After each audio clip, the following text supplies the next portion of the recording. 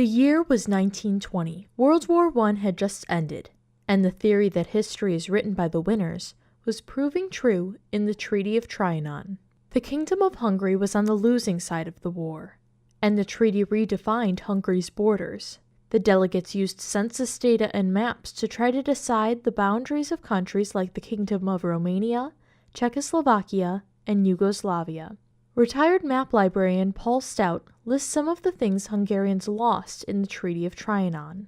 The Hungarians were not allowed to have much of an army. They had no navy. They lost their seaports. They lost 2/3 of their territory.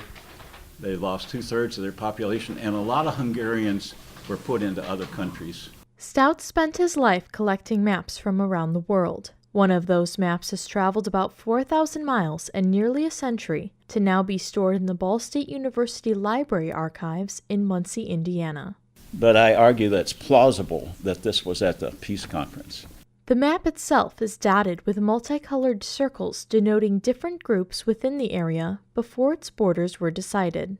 And so this map was an ethnic map of the Hungarian kingdom within the Austro-Hungarian Empire, and it showed from the latest census what ethnic group each people belonged to, and then theoretically they should draw the boundary lines after the war so each people could be in their own national area.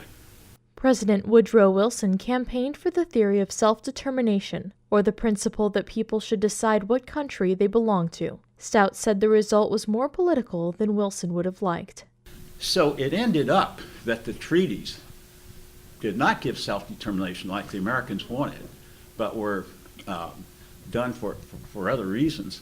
And they were very kind of bad at the side that was defeated. Stout was originally a cartographer for the Air Force, but his love of maps grew into a career of being a map librarian. He volunteered during summers at the Library of Congress. He was allowed to take some maps that were no longer used.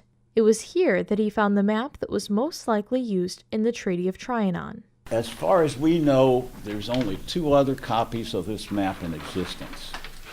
One is in London and one is in Milwaukee.